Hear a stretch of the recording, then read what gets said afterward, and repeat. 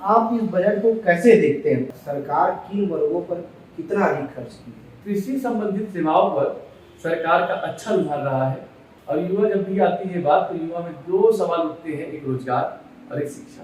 सितंबर 2022 से लेकर अब तक कोई भी एक भी वैकेंसी नहीं आई। जो बेरोजगारी भत्ता की बात है, मतलब बेरोजगारी को दूर करने का कितना सही तरीका है? क्या रायपुर में बच्चा 2500 रुपए में तैयारी करना चाहता है सिविल सर्विसेज की या किसी भी एग्जाम की, कर पाएगा? मुख्यमंत्री भूपेश बघेल का अंतिम बजट आ गया है और इस बजट को लेकर चर्चा करेंगे हम। हमारे साथ मुरली मनोहर सर हैं। और बजट में क्या कुछ खास है, किन वर्गों के लिए क्या कुछ नया है, सारी बातें इस बजट पर करेंगे, जिससे आपको सारा बजट समझ आ जाए कि 1,21,000 करोड़ कहाँ खर्च किया गया। सही रेट सही है सर? मतलब जो दाम 1,21,000 करोड़, जब बड़ा पैसा होता है हम बोल नहीं पाते हैं तो हम पूछ लेते हैं कि 1,21,000 करोड़ का खर्चा कहाँ कहाँ हुआ है। सर से बात करेंगे। सर, आप इस बजट को कैसे देखते हैं? पहला सवाल तो यही है। सर्वप्रथम नमस्कार आप सभी का। बजट की अगर हम बात करें, जो बजट 2023-24 आया है, तो सबसे पहले आपको ये समझाना चाहूँगा कि बजट एक मैथमेटिकल कैलकुलेशन है। सामान्य शब्दों में अगर हम समझे तो आय और व्यय का जो विवरण है उसी को बजट कहते हैं।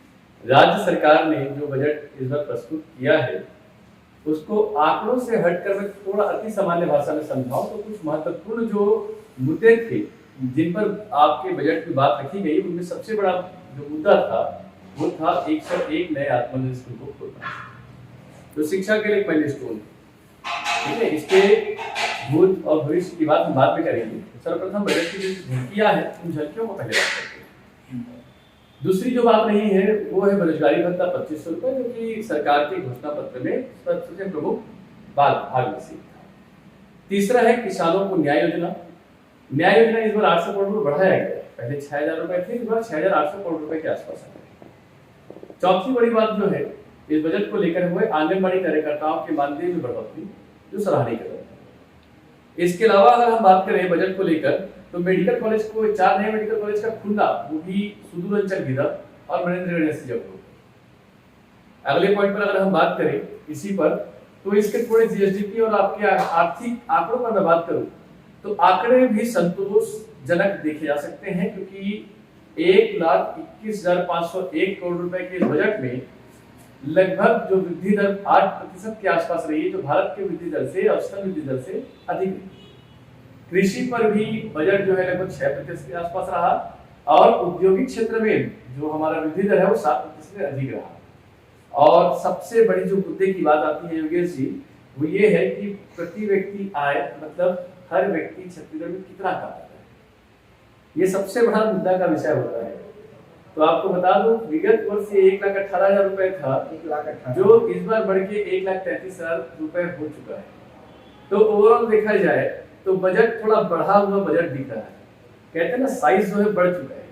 अब साइज जो बढ़ा है उसमें कितनी गहराई है उस पर हम बाद में बात करेंगे। हाँ, तो पहले तो इसमें बेसिक चीजें बजट की, वो उस पर मैंने बात रखी है। हाँ, बजट में कुछ नई चीजें आपको देखने मिलेंगी इस बार, जैसे कन्या विवाह प्रोत्साहन योजना 25,000 से बढ़कर 50,000 हो जाना, ठीक। स्वास्थ्यगत जो बजट था वह बढ़कर लगभग 3,000 करोड़ से ऊपर हो जाना। कृषि बजट 19,000 से ऊपर हो जाना, ये कहीं ना कहीं अच्छा कदम माना जा सकता है, क्योंकि किसी भी देश, राज्य की नींव जो होती है शिक्षा और स्वास्थ्य पर टिकी होती है। तो ये इस बार की कुछ झलकियां रही है बजट को लेकर। बाकी और इस पर हम आगे धीरे धीरे चर्चा करते हैं। सर, आपको क्या लगता है सरकार किन वर्गों पर कितना अधिक खर्च की है? देखिए, सरकार का इस बजट को देने का जो मुझे लगता है मूल उद्देश्य सर्वांगीण विकास की बात जरूर कह रही है, जो केंद्र और राज्य दोनों हमेशा कहते रहते हैं, सबका साथ सबका विकास, ठीक है। शायद राज्य सरकार ने जो उस तथ्य को माना है, ठीक है। अब इस बजट में देखें तो एक तरफ किसानों की अगर मैं बात करूं, किसान और ग्रामीण परिवेश पर, तो कृषि संबंधित सेवाओं पर सरकार का अच्छा रुझान रहा है, क्योंकि एमएसपी की बात हो, राजीव गांधी किसान न्याय योजना की बात हो, गोधन न्याय की योजना की बात हो, या सुराजी ग्राम मिशन की बात हो, इन सभी पर सरकार ने अपना रुझान स्पष्ट कर दिया है, क्योंकि वो जानती है कि राज्य की 80% जनसंख्या कृषि पर आधारित है। 64% युवा आज भी हमारे कृषि पर आधारित हैं। तो एक बात तो किसानों पर अच्छी है, मगर दूसरे पक्ष की मैं बात करूं युवा, और युवा जब भी आती है बात तो युवा में दो सवाल उठते हैं, एक रोजगार और एक शिक्षा। इस पर रोजगार पर मैं बहुत सरकार की स्पष्ट मंशा नहीं देख पा रहा, क्योंकि इसको एक शब्द में समझाऊं, रोजगार के बदले भत्ता देना सरकार के दीर्घकालीन अवस्था को नहीं दे सकता है, क्योंकि भत्ता, बेरोजगारी भत्ता आपके इंस्टेंट आपको हो सकता है थोड़ा सा मोटिवेट कर दे, परंतु क्या मैं आपसे पूछूं 2500 रुपए में घर चलेगा? नहीं, बिल्कुल नहीं। क्या रायपुर में बच्चा 2500 रुपए में तैयारी करना चाहता है सिविल सर्विसेज की या किसी भी एग्जाम की, कर पाएगा? नहीं कर पाएगा, क्योंकि एक माता पिता को ये आस होती है कि जब भी बच्चा ग्रेजुएट हो तो चाहे प्राइवेट हो चाहे गवर्नमेंट हो, वो कम से कम इतने पैसे कमाए कि उसकी घर की अवस्था भी बेहतर हो। तो 2500 रुपए का जो बात किया गया है वो तत्कालीन अवस्था पर बच्चों के लिए अच्छा हो सकता है, परंतु दीर्घकालीन में ये घातक होगा। कैसे घातक होगा? अब कैसे घातक होगा इसके मैं एक बहुत सामान्य अवस्था में समझा रहा हूँ। कहते हैं अगर आपके पास कुछ करने के लिए नहीं है, जैसे कहते हैं ना हम सामान्य से एग्जाम्पल, खोने के जिसके पास कुछ नहीं होते तो उसके लिए जहां होती है, अगर उसके पास 1 रुपए भी अर्निंग कैपेबिलिटी नहीं होगी तो उसका पहला ही चोट होगा कि मेरे को किसी भी अवस्था में गवर्नमेंट जॉब चाहिए, प्राइवेट जॉब चाहिए, कुछ भी चाहिए। समझ बात? अब 2500 रुपए दे रहे हैं हम लोग, ठीक है, वो बच्चा तत्कालीन स्थिति पर खुश हो सकता है, मगर सरकार को इस बात का ध्यान रखना चाहिए कि जब तक ये चीजें चल रही है वो तब तक ही बच्चों को दिए जब तक उस बच्चे को खुद से रियलाइज ना हो जाए कि 2500 उसके लिए लाभकारी नहीं है, ये भविष्य में अहितकारी हो सकता है। तत्कालीन अवस्था में दिया जाए, कोई दिक्कत नहीं है, ये स्वागत योग्य एक विषय है, परंतु दीर्घकालीन अवस्था में ये उचित नहीं है। दूसरी बात ये भी है, सितंबर 2022 से लेकर अब तक कोई भी एक भी वैकेंसी नहीं आई है तो उसके रिजल्ट नहीं आ पाए। तो ये जो रोजगार भत्ता है, बेरोजगारी भत्ता, ये सितंबर 2022 से दिया जाएगा कि घोषणा पत्र 2018 के अनुसार से दिया जाएगा कि अभी की घोषणा के अनुसार से दिया जाएगा? ये तीनों प्रश्न स्पष्ट करना हो सका। देखिए, जो बेरोजगारी भत्ता की बात है, मतलब बेरोजगारी को दूर करने का कितना सही तरीका है? एक बड़ा सिंपल सा एग्जांपल देता हूं। 10 से लेकर 19 वर्ष की आयु की अगर हम बात करें राज्य में तो 54 लाख जनसंख्या आती है, और 19 से लेकर 24-25 की बात करूं तो उसमें भी आंकड़े 45 लाख के आसपास आते हैं। आप समझिएगा कि दोनों ग्रुप को मैं जोड़ दूं तो 1 करोड़ की आबादी तो यही ग्रुप से है। क्या 1 करोड़ छत्तीसगढ़ में रोजगार, पूर्ण रोजगार गवर्नमेंट हो सकता है? नहीं हो सकता। तो आप हमें ये समझना होगा कि गवर्नमेंट जॉब के साथ साथ प्राइवेट क्षेत्र में भी ऐसी नई नीतियां लाई जाए जो सरकारी पदों में जो सुविधाएं, जो सुरक्षा, जो भविष्य की निधियां जो प्रदान की जा रही है, ऐसे ही प्राइवेट सेक्टर में भी किया जाए।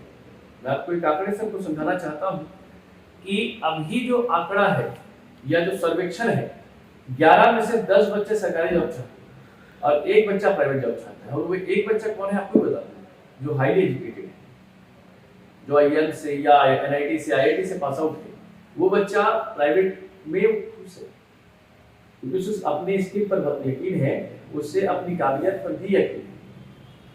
आप समझ रहे हो मेरी बात को?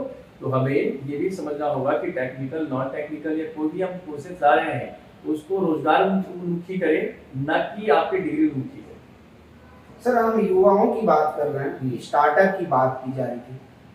इस समय सरकार स्टार्टअप के लिए या युवाओं के लिए और क्या कुछ खास नया की है इस बजट में, क्या लग रहा है? इस बजट में स्टार्टअप की मैं बात करूं तो इस स्टार्टअप पर मैं कुछ विशेष चीज नहीं देख पा रहा हूं। हालांकि एक मुद्दे इस बार आ रहे हैं, वो ये है कि Mahatma Gandhi rural industrial park जो पिछली बार 600 करोड़ के बजट के साथ बनाया गया था, उसी के तर्ज पर शहरी क्षेत्रों में भी आपके इंडस्ट्रियल पार्क लाने की बात की गई। ये चलो अच्छा है, परंतु इसका एक दूसरा पहलू आपको समझाऊं।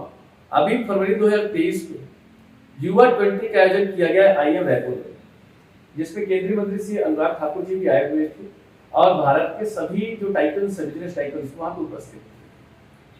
उस वाक्यांश में इस बात की उल्लेख किया गया कि भारत में 107 यूनिकॉर्न कंपनियां हैं, और आपको बताते हुए मुझे बड़ा आश्चर्य हो रहा है कि 107 में छत्तीसगढ़ की एक भी यूनिकॉर्न कंपनी। यहीं पर घोषणा इस बात का भी हुआ कि दुनिया के टॉप 3 एनिमेशन स्टार्टअप देशों में भारत का नाम आता है। मगर छत्तीसगढ़ की स्थिति बहुत मैं अच्छी नहीं समझता, क्योंकि हमारे यहाँ स्टार्टअप के लिए वैसा एनिमेटिव बेसिस एनिमेशन या स्टार्टअप के लिए वैसा कोई एम्बियंस अभी तक हम बना नहीं पाए।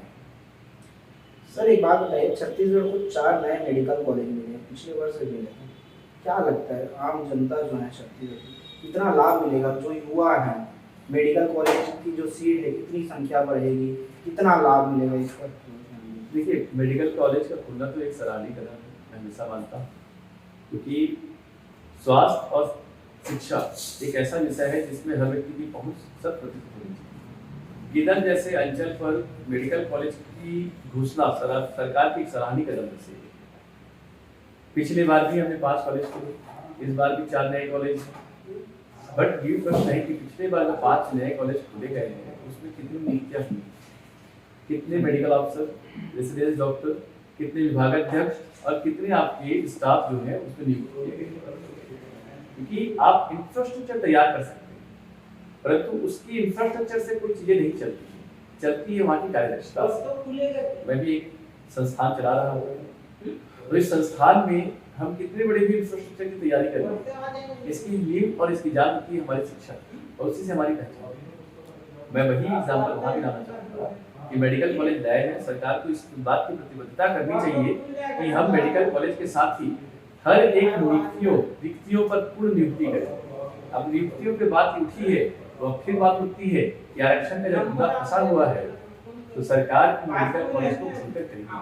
पहले तो उन्हें आरक्षण की बातें जो नियुक्तियों जो रुकी गई है उन पर पहले अपनी बातें रखी थी, क्योंकि मैं आपको बता दूं 2020 से लेकर 2022 तक 1300 से अधिक मेडिकल ऑफिसर की नियुक्ति की गई, मगर 2022 से लेकर 2023 तक आप फिंगर काउंट डॉक्टर्स की नियुक्ति देख पाएंगे, जो अच्छी बात नहीं है। पहले इस बात की सुनिश्चितता होनी चाहिए कि उस पूरे हॉस्पिटल को चलाने के लिए, उस मेडिकल कॉलेज को चलाने के लिए आपके पास सुनिश्चित संसाधन है कि नहीं। बाकी एक ओवरऑल देखा जाए तो सरकार का अच्छा कदम है कि छोटे छोटे जगहों पर भी मेडिकल कॉलेज खुलना वहाँ के बच्चों के लिए, वहाँ के युवाओं के लिए, वहाँ की जनता के लिए एक शानदार सौगात है। सही है, सौभाग्य तो है और अच्छी बात भी है, लेकिन सबसे बड़ा सवाल ये उठता है कि आप इंफ्रास्ट्रक्चर जो बिल्डिंग है खड़ा कर लेंगे, मेडिकल कॉलेज खोल लेंगे, लेकिन वहाँ व्यवस्थाएं नहीं होंगी तो लाभ किसको होगा? ये देखिए, ये तो विभागीय मामला है, प्रशासनिक मामला है। सरकार एक घोषणा कर सकती है, बाकी इसका कार्य करने का अधिकार पूर्ण रूप से हमारे प्रशासन को, चाहे वो जिले के कलेक्टर हो, स्वास्थ्य सचिव हो या हमारे उच्च स्तर के अधिकारी। इन्हें इन बात को सुनिश्चित करना होगा कि मेडिकल कॉलेज के खुलने के साथ वहाँ की प्रतिनियुक्तियां पूरी तरीके से पूर्ण होनी चाहिए। ये रिस्पॉन्सिबिलिटीज सिर्फ एक विधानसभा में बैठे हुए सदस्यों की नहीं है, ये हर एक स्तर के लोगों की है जो प्रशासन शासन में इस लोकतांत्रिक व्यवस्था में बैठे थे। तो इस पर हम सरकार पर भी प्रश्न चिन्ह उठाए सिर्फ यह निश्चित होगा। इसके अलावा इसे सब, चाहे वो आपके टेम्परेरी एग्जीक्यूटिव्स हो, परमानेंट एग्जीक्यूटिव्स हो, जुडिशियल कम्युनिटीज हो, इन सबको मिलकर इस पर काम करना होगा कि जो लूपहोल हमारे हैं, जो भी हमारी 5 नए कॉलेज हमने जो खोले थे पिछली बार, उसमें जो अनियमितताएं आई हैं उन्हें एक चार्जशीट बनाकर, एक प्रॉपर सिस्टम बनाकर उसे इस बार सुनिश्चित किया जाए कि इस बार जो कार्य हो वो बेहतर। सर, आरक्षण का मुद्दा भी अटका हुआ है अभी तक और युवाओं को इससे काफ़ी ज़्यादा हानि हो रही है, और सबसे ज़्यादा इससे हानि उन युवाओं को हो रही है जो सरकारी एग्जाम की तैयारियां कर रहे हैं। देखिए, ये त्रिकोणीय संघर्ष जैसा हो, जुडिशियल, परमानेंट एग्जीक्यूटिव और टेम्परेरी एग्जीक्यूटिव। ऐसा लग रहा है युवा बीच में है और 3 त्रिकोणीय अवस्था पर बॉल को एक दूसरे पर फेंका जा रहा है। इसको इस तरीके से समझिएगा, युवा को इस बात से मतलब नहीं है कि उसके आरक्षण का मुद्दा या रोजगार का मुद्दा किस आधार पर, उसे रोजगार चाहिए। 2018 में एसआई की भर्ती की परीक्षा की घोषणा की गई, उसके नोटिफिकेशन आ गए, सोचिए 5 साल हो गए। आप ये भी सोचने की कोशिश कीजिए, अगर एक मध्यम परिवार या लोअर मिडिल क्लास फैमिली का बच्चा अगर तैयारी कर रहा है, गरीब घर का बच्चा तैयारी कर रहा है, 5 साल क्या वो अपने शहर में रहकर तैयारी करने के लिए सक्षम होगा? कोई भी नियुक्तियां, चाहे कोई भी नियुक्तियां हो, वो विदिन 1 ईयर कंप्लीट करने की सरकार की एक पूर्ण पहल होनी चाहिए। यूपीएससी भी आपके सामने एक माइलस्टोन है। यूपीएससी आप उठा के देखिए, वो अपने 1 साल की बाध्यता को पूर्ण करते चला, तो जब वहां पर हो सकता है तो यहाँ भी क्यों। एज इट इज मैं समझाना चाहूंगा सीजीपीएससी के साथ 2012 के बाद से लगातार एग्जाम्स हुए हैं। अब आरक्षण का जब मुद्दा उठा है तो आरक्षण में सरकार और विपक्ष दोनों को इस बात को सुनिश्चित करना चाहिए कि उनके पास अगला हथियार क्या है। अगर जुडिशियल मामले में फंसता है तो क्या युवाओं को ऐसे ही छोड़ दिया जाएगा? आप वन विभाग के आज पद फंसे हुए हैं, चिकित्सा नियुक्ति फंसी हुई है, ग्रंथपाल के अलग एग्जाम फंसे हुए हैं, कई अलग है, इसके फिंगर काउंट नहीं है, एक बड़ी लंबी फैसलियत है इसकी। तो सरकार को स्पष्ट करना चाहिए, विपक्ष को स्पष्ट करना चाहिए कि अगर कोई भी नियुक्तियां अगर अटक रही हैं जुडिशियल मामले पर तो उनकी अगला कदम उनका क्या होगा, और साथ ही साथ उनकी जवाबदेहिता इस बात को लेकर होती है कि इतने लाखों रोजगार प्राप्त जो बेरोजगार छात्र हैं, ये चलो बेरोजगार नहीं मानते और आंकड़ों के अनुसार से भी, तो आपके पीयून के एग्जाम में 2 लाख लोग बैठे थे ना। अगर 2 लाख लोग बैठे हैं तो स्वाभाविक सी बात है वो भले प्राइवेट में मगर नागपुर से, तो उनको आपको संतुष्ट करने के लिए जवाब आपको तैयार करना चाहिए। हालांकि मार्च के अंतिम दिनों पर इसका एक पहल सुप्रीम कोर्ट में है, मगर सरकार को इस बात को भी तैयार होना चाहिए अगर सुप्रीम कोर्ट कुछ भी ऐसी करती देती है जो युवाओं के अहित में है तो उसके लिए तुरंत उनको अपनी एक कमेटी, अपना एक तत्कालीन फैसला उन्हें सुनाना ही चाहिए। सर, इस बजट में शहर और ग्रामीण इलाकों में किस प्रकार से सरकार खर्च की है? देखिए, ग्रामीण क्षेत्रों पर बात करें तो ग्रामीण क्षेत्र की नींव कृषि होती है, तो कृषि के क्षेत्र में तो बहुत अच्छा कार्य है, मैं इस पर कोई संदेह नहीं करूँगा।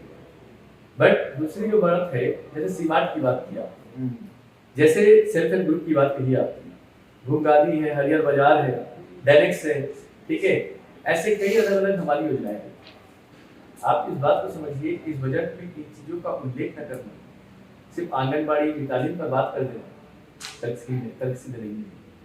आपको ग्रामीण अर्थव्यवस्था को अगर बाजारी अर्थव्यवस्था में लाना है, मुख्य बाजार से जोड़ना है, तो उनके उत्पादों को, उनकी सोच को, उनकी मेहनत को आपको बाजार में डिमांड सप्लाई उनके अनुसार से लाना पड़ेगा। जो मुझे थोड़ी कमी दिखी है, सेल्फ हेल्प ग्रुप में महिला कोष में और से अधिक फंड देने की जरूरत है।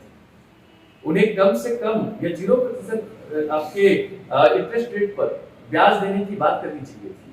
शबला, सुचिता जैसे योजनाओं को फिर से लाने की जरूरत थी। सखी जो योजना थी, जो पुरानी विगत सरकारों की योजनाएं थी, उन्हें और प्रबल करना चाहिए था। डायरेक्ट आपका एग्जाम्पल है, भूमगादी एग्जाम्पल है, पद्मश्री फुलबासमबाई मैडम यादव जो मैडम है वो हमारे लिए माइलस्टोन है। इन लोगों ने जिस तरीके से अचीवमेंट किया, वो अचीवमेंट इसलिए था क्योंकि फंडिंग थी उनके पास। हालांकि चुनौतियां हजारों नहीं है उनके पास, तो सरकार को जब उन लोगों ने चुनौतियां जो झेली है, तो आगे चाहेंगे हम कि ऐसी चुनौतियां हमारी महिलाएं, हमारी बेटियां, हमारी बहनें ये कभी न लाए उनके साथ आए। मतलब आसान भाषा में इसको समझे तो कह सकते हैं सरकार महिलाओं के रोजगार की बात कर रही थी, महिलाओं को सशक्त करने की बात कर रही थी, लेकिन इस जो बजट आया है इस वर्ष के बजट में ऐसा कुछ दिखाई नहीं पड़ रहा है। बहुत ज्यादा मैंने इसमें नहीं देख पा रहा। मुझे या मेरे पूरे 2.5 करोड़ हमारी जो आबादी है, 3 करोड़ हो गई अब, तो इन सब पे एक उम्मीद थी कि महिला सशक्तिकरण, मैं सशक्तिकरण का शब्द यूज नहीं करूँगा क्योंकि मेरी महिलाएं बहुत सशक्त है, उन्हें सशक्त करने की जरूरत नहीं होती। तो जो महिलाएं हैं उन्हें उत्थान की जरूरत है, कदम से कदम बराबर साथ चलाने की जरूरत है। वो तब होता है जब आपकी आर्थिक स्थिति सुनिश्चित होती है। एक सामान्य सा बात है, भूखे पेट न भजन होता है, न भूखे पेट आपके रहम होता है, न रहम न भजन, दोनों नहीं हो सकता, ठीक है।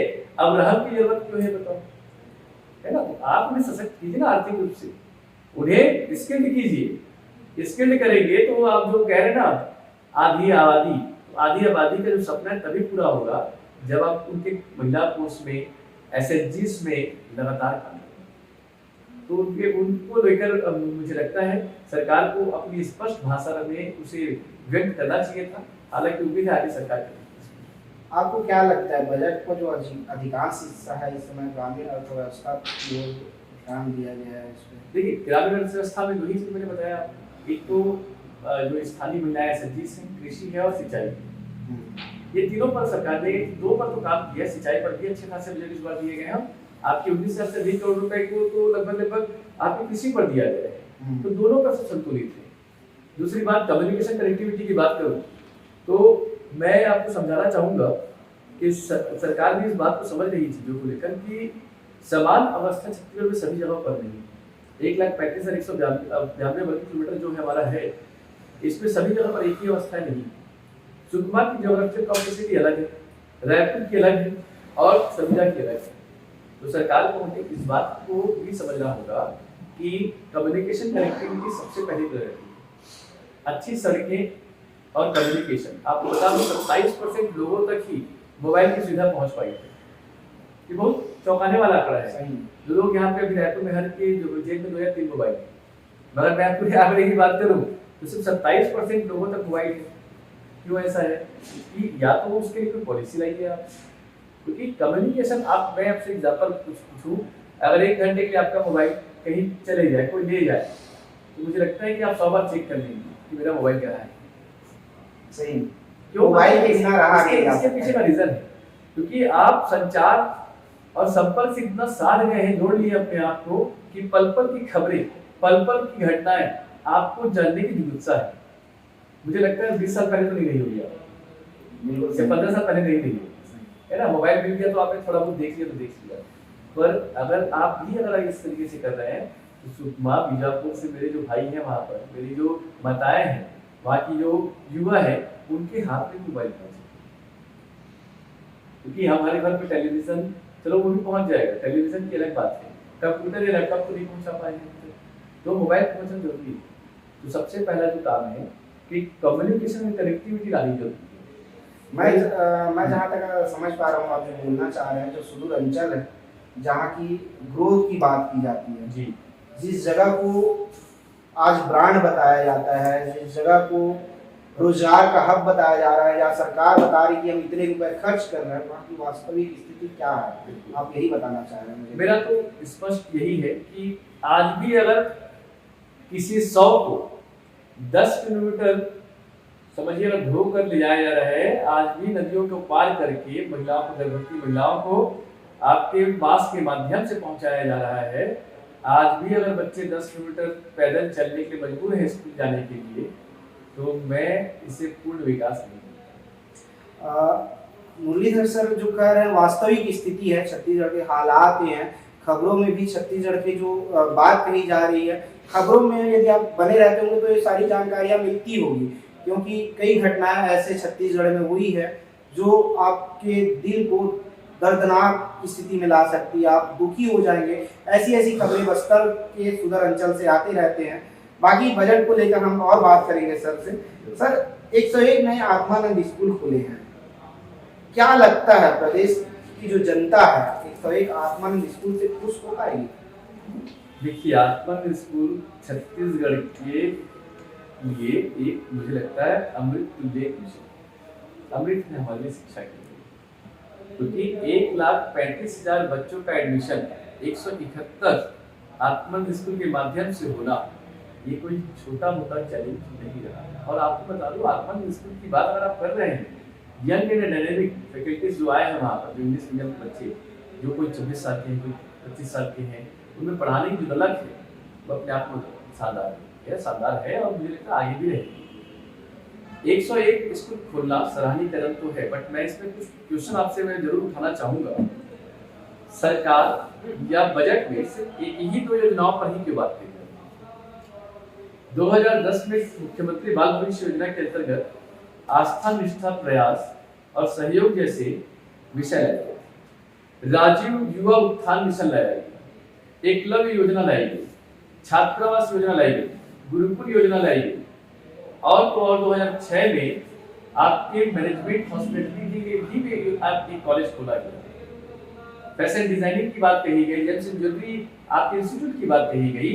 तो हम ये भी समझे कि एक योजनाओं को पूर्ण रूप से ना माने, बाकी जो विगत की योजनाएं चल रही हैं उस पर आपके बजट का होना भी अनिवार्य है। क्योंकि अभी आपको स्थिति बताऊं, 4,144 छात्र छात्राएं हमारे प्रयास में अध्ययनरत हैं, जो अच्छा कार्य करते हैं, अच्छे मुकाम तक पहुंच रहे हैं। वहीं पर आप आस्था की बात करें, आस्था में 204 छात्र भी एनरोल्ड है, सिर्फ 200 छात्र। वहीं निष्ठा की बात करें तो 81 छात्र विद्यार्थी है एनरोल्ड है। जिस योजनाओं की डंके की बात कही गई उसमें क्या 81 छात्र का उपस्थिति आपको तर्कसिद्ध लग रहा है? नहीं। राजीव युवा उत्थान की बात कही है 2003 में जो लाया गया है, ठीक है। दुर्ग और रायपुर में 100 सीटें की इसकी प्रावधान कहे गए हैं, 5 नए और खुल रहे हैं। विगत बजट के अनुसार से कितने रिजल्ट आपके राजीव युवा उत्थान से आए? क्या सरकार इसे खुद अपने से नहीं चला पाता? क्यों नहीं करना पानी चाह रही है? क्यों इस पर अलग टेंडर विधि लाई गई है? क्योंकि आप देखेंगे जहां जहां पर सरकार ने अपने खुद के नीतियों से इसे लागू किया है, चाहे आत्मनिर्भर की बात करें, वो सक्सेसफुल रहा है। तो इन चीजों पर भी ध्यान देने की आवश्यकता है। 17 से ज्यादा छात्रावास हमारे यहाँ है, आपको बता दूं। छात्रावास में कुछ जगहों पर ऐसे हैं जहां पर आज भी कुछ अनियमितताएं सुनने में आती है। इन पर प्रॉपर कमेटी बैठनी चाहिए कि बच्चों के स्वास्थ्य और शिक्षा पर खिलवाड़ नहीं किया सकता। तो मेरा यही मानना है कि आत्मनिर्भर सराहनीय तो है, परंतु पुराने विगत जो योजनाएं हैं, या तो उन योजनाओं को बंद कर दिया जाए, या तो उन योजनाओं पर इतना वित्तीय पोषण दिया जाए कि योजना अपनी सफलता के कारगर को सिद्ध कर पाए। ये दो बड़ा सिंपल सा प्रश्न और एक उत्तर है इसका। सर, अब पुरानी योजनाओं की बात की तो मैं इस बजट में एक बड़ी चीज आई है, मोनो मेट्रो। पहली सरकार थी इससे, उन्होंने स्काई वॉक लाई थी घड़ी चौक में। आप स्काई वॉक लोग देखते होंगे, उनको लगता होगा कि ये क्या चीज़ है। तो मोनो मेट्रो योजना आई है, आपको क्या लगता है जो स्काई वॉक की स्थिति हुई मोनो मेट्रो की थी? देखिए, स्काई वॉक की मैं बात नहीं करूँगा, उस पर हम बाद में बात करेंगे। परंतु अधोसंरचना के क्षेत्र में आपके कैपिटल का उच्च स्थिति का होना बहुत अनिवार्य है। इसको समझने की कोशिश कीजिएगा। कोई हमें कहे कि रायपुर में मेरे रुकने के लायक होटल नहीं है, मैं किसी व्यक्ति विशेष का नाम नहीं होते सदा, ठीक है, मेरे मंच के माध्यम से, तो ये हमारे लिए अपमान है। आज आप जब भी सोचते हैं तो बड़े बड़े शहरों की बात करते हैं, बड़े बड़े बिल्डिंग्स की बात करते हैं, तो मैं राज्य के कई राज्यों में अपनी शिक्षा प्रदान भी किया और शिक्षा दिया भी। तो एक समय था बिफोर 20 ईयर बैक कि छत्तीसगढ़ को एक अविकसित, पिछड़ा या LWA के रूप में जाना जाता था, बट उसकी पहचान अब चेंज हुई। अब विकास के मॉडल पर भी हमें जाना जा रहा है। तो ऐसे योजनाएं आनी चाहिए, मिनी मेट्रो की बात हो या मोनो ट्रेन की बात हो, ये चीजें आनी चाहिए। और बात रही जो स्काई वॉक की आप बात कर रहे हैं, स्काई वॉक भी अपनी जगह जरूरी था, क्योंकि सरकार ने सोच के लाया, सोच के ही बेहतर स्थिति के लिए लाया था। अब इसमें राजनीतिक रंगत कहाँ लगी है तो उसमें मेरा कमेंट करना उचित नहीं होगा, बट हाँ, सरकार ने जो अभी नई मिनी मेट्रो या मोनो मेट्रो की बात कही है, ये सराहनीय है। क्योंकि सबसे ज्यादा जो लोगों का आना जाना होता है वो रायपुर के लिए ही होता है। दुर्ग भिलाई से कई लोग आज डेली अपलोड कर रहे हैं, उनके लिए सुविधा मिलनी चाहिए और ये वाकई एक सराहनीय कदम है। उसमें मुझे लगता है कि इसकी स्थिति स्काई वॉक की तरह हो।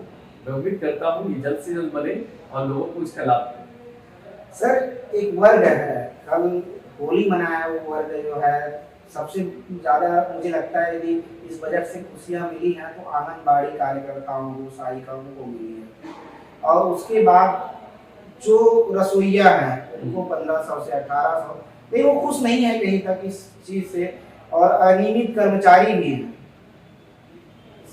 सभी को उम्मीद थी सरकार से कि हमको नियमित कर दिया जाएगा, जिसके बाद 10,000 यदि आंगनबाड़ी कार्यकर्ताओं का बढ़ गया तो खुश नजर आ रही है। आप इस पर क्या कहेंगे सर? बजट में जो बात इस बार जो सबसे ज्यादा चर्चा में था वो अनियमित और संविदा कर्मचारियों का नियुक्ति। सबसे बड़ा इस बार जो सबसे लाइमलाइट में जो विषय देख रहे थे वो यही था, क्योंकि सरकार के घोषणा पत्र में भी बहुत स्पष्ट था कि अनियमित कर्मचारियों को नियुक्तिकरण की एक उपहार दिया जाए। अब देखिए, इसमें दो भी कारण हो सकते हैं कि एक तरफ अनियमित कर्मचारी के अगर पक्ष से बात करें, संविदा या अनियमित कर्मचारी, उनकी मांग बिल्कुल जायज है, क्योंकि अगर अपने एक इफेक्टिव एज ग्रुप को अगर आपने छोड़ दिया जिस समय आप मेहनत करके एक अच्छी जगह पहुंच सकते हैं, तो उस समय पर ये समझिएगा अगर वो लगातार संविदा रहे और एक समय के बाद उन्हें कह दिया जाए कि आप इस विभाग के आप सदस्य नहीं हैं, इसके कर्मचारी नहीं हैं, तो उस व्यक्ति के लिए भविष्य में करने के लिए बड़ा प्रश्न ये उठता है। दूसरा प्रश्न ये उठता है कि क्या सरकार के पास ऐसी कोई पॉलिसी है कि संविदा को आज नहीं तो कल इसको नियमित करेगी, क्योंकि उन्हें भी एक आश्वासन चाहिए अपने भविष्य के लेकर, उनकी भी चिंताएं हैं। या तो उन्हें निकाल दिया जाए या तो उन्हें पूर्ण रख दिया जाए, क्योंकि वो जब अधर की अवस्था में होगा तो ना तो भविष्य के लिए बड़े फैसले ले पाएगा और ना ही याद रखेंगे वो अपने भविष्य को लेकर सुरक्षित महसूस करेगा, तो उनकी मांग अपनी जगह पर जाएगी। मैं इसके दूसरे पक्ष पर बात करूँ, दूसरे पक्ष की अगर मैं बात करूँ तो ये मुझे समझ आता है कि आप अगर देखें इस बार का जो घाटा रहा है वित्तीय घाटा, तो 15,200 करोड़ रुपए का। अगर आप इसके फिस्कल डेफिसिट से सामान्य भाषा में कहूँ तो राजकोषीय घाटा कम वो 3% से ऊपर जाएगा, मतलब लोन लेने की क्षमता लगातार सरकार की बढ़ रही है। तो बड़ा प्रश्न ये उठता है कि अगर नियमितीकरण के बाद अगर घाटों की अवस्था और आगे बढ़ गई तो सरकार की आर्थिक असंतुलन की स्थिति ना पहुंच जाए, ये भी एक बड़ा कारण हो सकता है। इसलिए मुझे लगता है सरकार इस पर विचार जरूर करेगी। हालांकि बजट में इन्होंने इस पर अपनी मंशा जाहिर नहीं की है, परंतु पूर्ण उम्मीद है कि अनियमित कर्मचारियों को लेकर चुनाव के पहले या सरकार के आचार संहिता के लगने पहले कुछ न कुछ बड़ा फैसला लेगी, जो मुझे उम्मीद है। उच्च शिक्षा तकनीकी पर क्या कुछ बजट में खर्च किया गया है? इस पूरे बजट में तकनीकी शिक्षा, एनिमेशन, स्टार्टअप पर कोई विशेष बात नहीं की। इंडस्ट्रियल पॉलिसी 2019-24 के विशेष पर अगर हम देखें, अधिकांश स्टार्टअप की बात यहीं से की जाती है, स्टार्टअप की शुरुआत यहीं से शुरू होती है। आपको बताऊं, स्टार्टअप सोचता हर कोई है। यहाँ बैठे हुए जितने बच्चे दिख रहे हैं ये सब सोचते हैं स्टार्टअप की बात, सोचना और इसे कर पाना। इन दोनों के बीच में जो खाई होती है उसे हम लोग प्रशासन कहते हैं। प्रशासन ब्रिज का काम करती है। जब यह कॉलेज या शिक्षक ये ब्रिज जो गेट दिख रहे हैं उसे भरे, बच्चों को स्टार्टअप करना है, उसके पास रेनोवेशन है, फंड नहीं है तो कहाँ से करेगा, उसके पास वर्कप्लेस नहीं है तो कहाँ से करेगा, मैन पावर नहीं है उसके पास तो कहाँ से करेगा वो। ठीक है, जैसे मैं आपको बताऊं कि बड़े कई ऐसे बिजनेस टाइकन्स हैं जो बड़ी बड़ी शहरों में, मेट्रो सिटीज में कई आपके अलग अलग एनोवेशन सेंटर, स्टार्टअप सेंटर उन्होंने स्टार्ट किए और उसमें बच्चों को उनके एनोवेशन के आधार पर फंडिंग की जा रही है। सरकार इस पर क्यों बात कर रही है? आज इंजीनियरिंग कॉलेज की स्थिति में बता दूं आपको, पहले 18,000 सीटें हुआ करती थी, 13,000 हो गई। पहले कहीं 51 कॉलेज हुआ करता था, 26 तक सिमट गए और जो है भी उनकी सीटें नहीं भर रही। तो आपको ये सोचना होगा कि आखिर इंजीनियर की कमी हो गई क्या भारत में इंजीनियर की आवश्यकता ही नहीं है? ऐसी बात गलत है। आज भी एनआईटी से, आईआईटी से पढ़े हुए बच्चों के पास एक जॉब अपॉर्चुनिटी होती है, वो अपने भविष्य को लेकर सुनिश्चित कर पाते हैं उसे करना क्या है। क्योंकि हो सकता है कि इनके मॉडल पर हम आवासीय इंजीनियरिंग कॉलेज पर ऐसा ही मापदंड अपनाएं, उनके शिक्षक की भर्ती पर हो या उनके लैब की बात हो, उनके एनिमेशन की बात हो या उनके जो ट्रेनिंग प्लेसमेंट डिपार्टमेंट की बात हो, इस पर एक स्टैंडर्ड मानक बनाना अनिवार्य है और जितनी ही संख्या में उन्हें सीटों का आवंटन किया जाए जितने में वो बच्चों को रोजगार प्रदान करने की क्षमता है।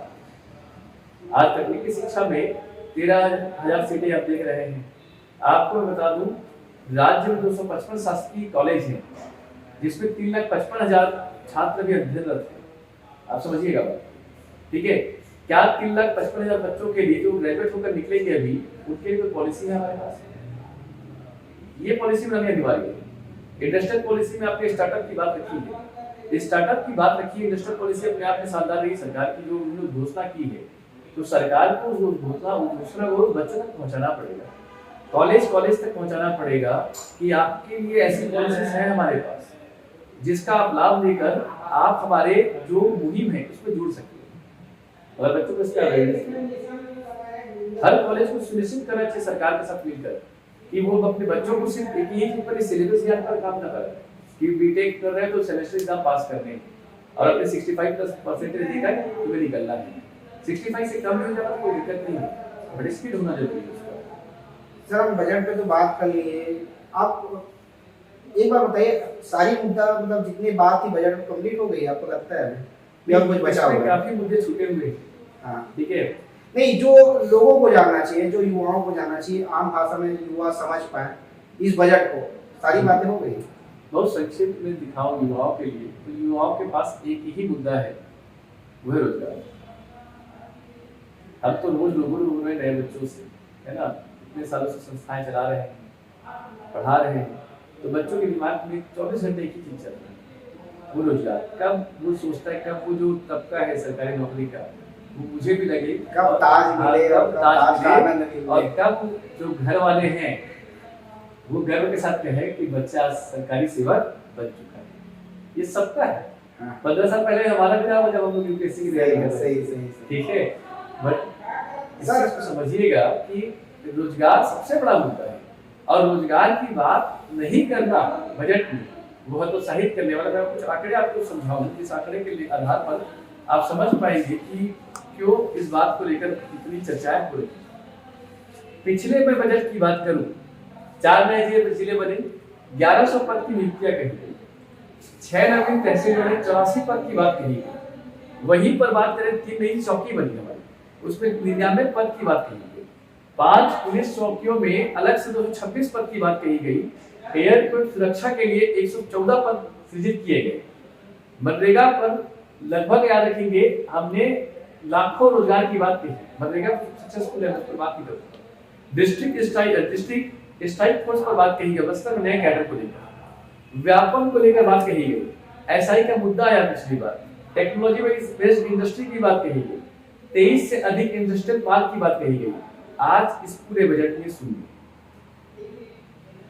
आपको एक घोषणा करना पड़ेगा, बच्चों को बताना पड़ेगा कि हम आपके लिए राह तैयार कर रहे हैं, ना सिर्फ रोजगार सरकारी नौकरी अपितु अन्य रोजगार में भी। जेम्स एंड ज्वेलरी पार्क का क्या हुआ, इलेक्ट्रॉनिक्स मैन्युफैक्चरिंग पार्क का क्या हुआ, प्लास्टिक पार्क का क्या हुआ, आईटी पार्क, सॉफ्टवेयर पार्क, चलो अच्छी बात है, चल रहा है। आईटी पार्क नया रायपुर में आप जाकर देखिए, हमें नेस्कॉम के साथ टाई अप किया था विगत गवर्नमेंट ने। नेस्कॉम आपको पता होना चाहिए साइबर सिक्योरिटी की एक शानदार कंपनी में से एक है, ठीक है। हमने इन्फोसिस को इनवाइट किया, तो वो आखिर क्यों नहीं आ रही? वो जनता का विषय नहीं, सरकार का विषय है। उनके तथागत उनके प्रशासनिक अधिकारियों का जिम्मा है कि वो जो है ऐसी बड़ी कंपनियों को क्यों नहीं ला पा रहे। कहा जाए तो बेरोजगारी भत्ता देकर सरकार युवाओं को चुप नहीं कर सकती।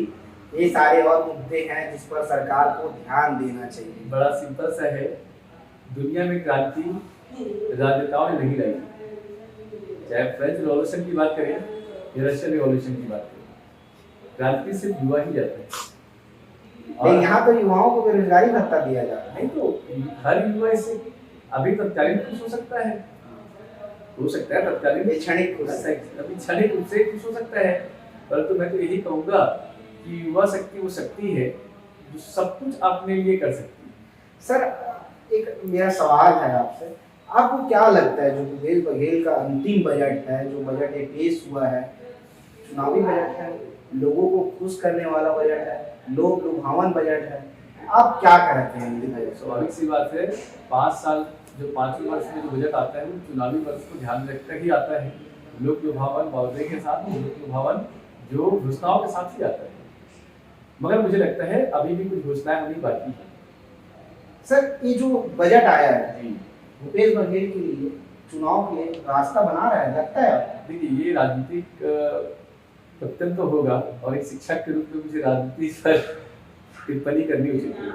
सरकारें आएंगी, सरकारें जाएंगी, ठीक है, लोकतंत्र वही है, युवा वही है, चेहरे वही रहेंगे, चेंज होंगे, वो जनता डिसाइड करेगी। एज अ शिक्षक, as a teacher, as a mentor मैं यही कहूँगा कि हमारी जो मांग हमारी नहीं, हमारे बच्चों की मांग है वो रोजगार है, एक अच्छी शिक्षा है, स्वास्थ्य है, टेलीकम्युनिकेशन है, कनेक्टिविटी है, एक समृद्धता है, समरसता है, सामाजिक सुरक्षा है।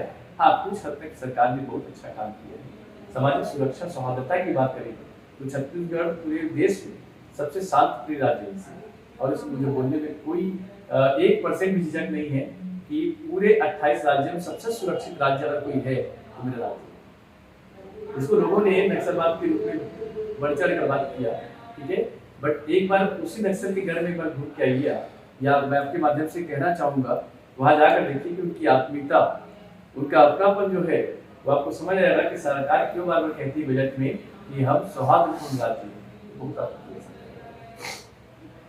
हमने इस पूरे बातचीत में बजट को समझाने का प्रयास किया है और आसान भाषा में कि आपको बहुत आसानी से समझ आ पाए कि सरकार 1,21,000 करोड़ रुपए जो खर्च की है, किन वर्गों पे की है, किन लोगों पे की है, ये बहुत आसानी से आप समझ जाए। मुझे लगता है इस बातचीत पर आप समझ गए होंगे कि किन लोगों पे ज़्यादा पैसा खर्च की गई है। ये जो बजट है चुनावी बजट था, ये जो बजट है युवाओं को लुभाने के लिए बेरोजगारी भत्ता जो दिया गया है, युवाओं को कितना कारगर होगा ये तो आने वाला वक्त बताएगा। लेकिन मुझे जहां तक समझ आया ये बजट जो है युवाओं के लिए तो उतना खास नहीं रहा, लेकिन हो सकता है छत्तीसगढ़ की जनता के लिए बहुत ही ज्यादा कारगर साबित हो, बहुत ही ज्यादा लाभदायक हो। आपको ये एपिसोड देखना जरूर चाहिए कि छत्तीसगढ़ का बजट में क्या कुछ खास है छत्तीसगढ़ की आम जनता के लिए।